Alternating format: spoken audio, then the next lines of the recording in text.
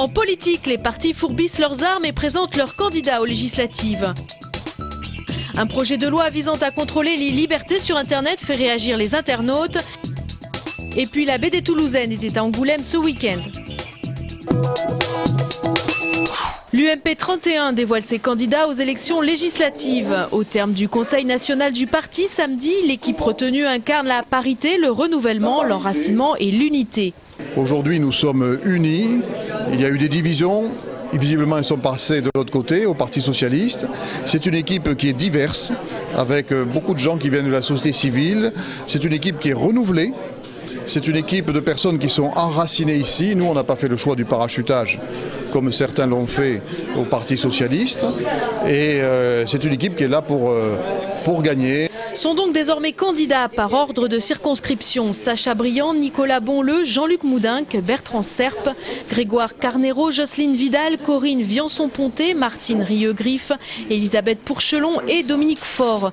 Premier objectif, soutenir Nicolas Sarkozy dans sa probable future campagne présidentielle. J'ai trouvé qu'il était concret, qu'il donnait non pas de jolies phrases à entendre, mais qu'il donnait des mesures précises sur le coût du travail, sur la protection sociale, sur la taxation des revenus financiers, sur les jeunes, qui était très novatrice. Et je crois que c'est courageux, lorsque l'on est en fin de mandat, de continuer à réformer et à innover. Voilà, c'est assez rare pour être souligné et mis en valeur. Alors Sarkozy, candidat, pas candidat ? Moi je pense qu'il sera candidat, et je le souhaite. Les troupes UMP sont donc désormais en état de marche, même si tous les suppléants n'ont pas encore été désignés.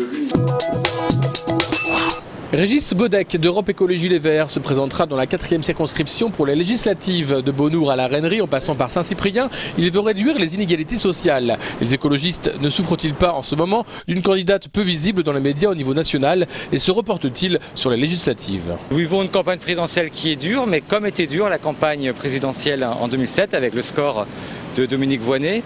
Et je crois que nous devons justement faire entendre la voix d'écologie, malgré ce scrutin qui est difficile, malgré cette 5e République qui ne nous est pas favorable.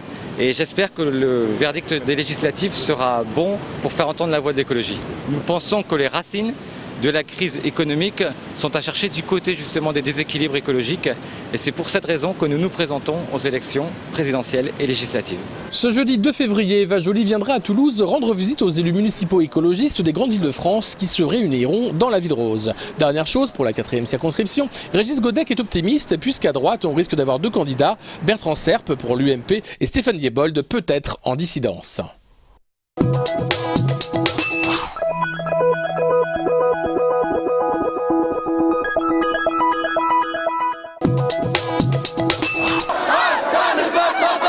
ACTA, c'est le nom d'un traité international visant à renforcer la protection des droits d'auteur et la lutte contre la contrefaçon sur Internet. Sa signature la semaine dernière en catimini par de nombreux États dont l'Union européenne et les États-Unis a poussé ces jeunes à manifester.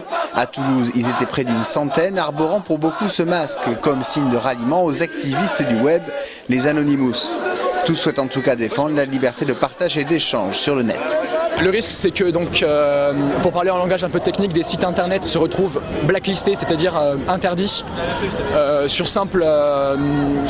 bon vouloir des autorités. Ce qui en soi est intolérable. Quand même, Internet c'est un outil important qui permet la culture à tout le monde, pour certains presque gratuitement.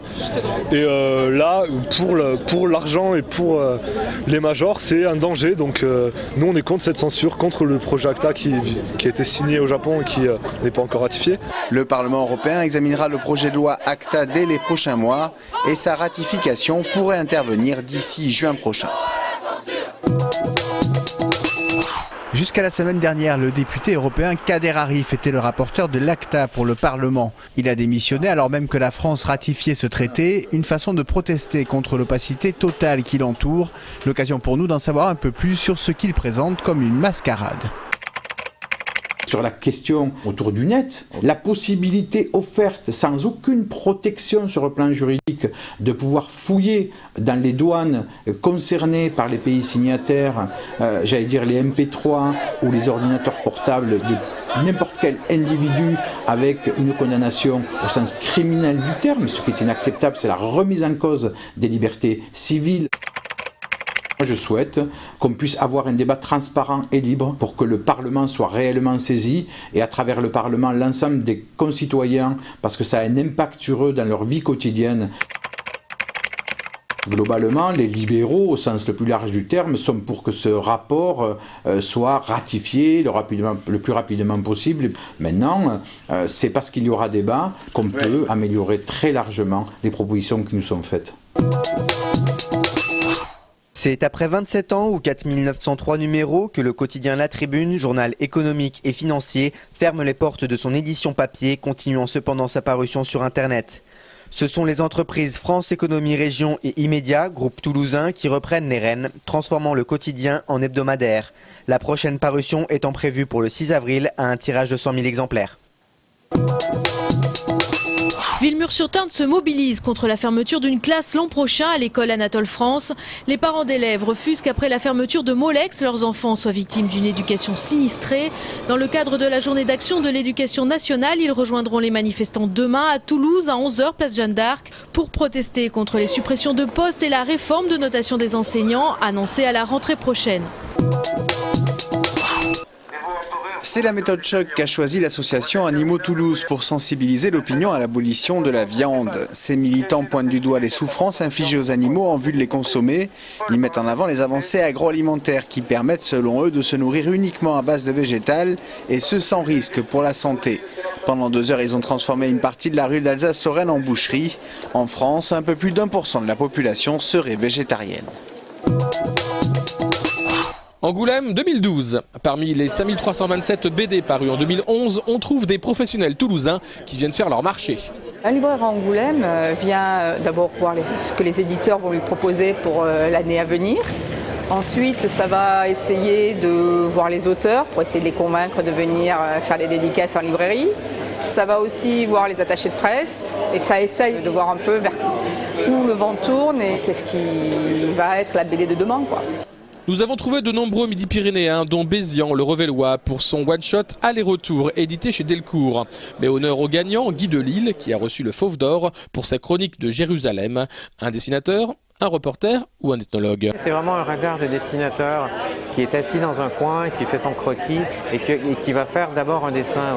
Je n'essaie pas de passer à la deuxième phase de l'ethnologie où là on analyse tout ça et là on va dire c'est comme ça et ça ne devrait pas être comme ça.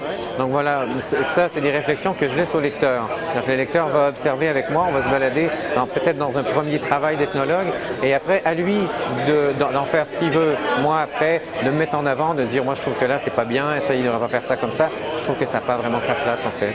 L'an prochain, la 40e édition du Festival BD d'Angoulême se tiendra sous l'égide du dessinateur Jean-Claude Denis. Football, la 21e journée de Ligue 1, TFC Caen au Stadium. Les Violets ne se sont pas rassurés dans le jeu mais ont su faire preuve d'efficacité. 35e minute, Emmanuel Rivière fait le nécessaire.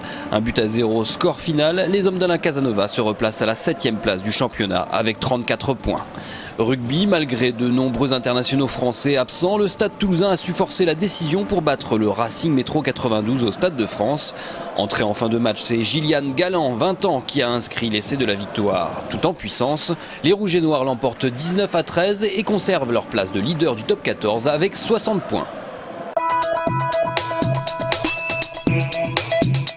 400 licenciés ont participé à un stage d'aïkido samedi sous la direction de maître Yamada.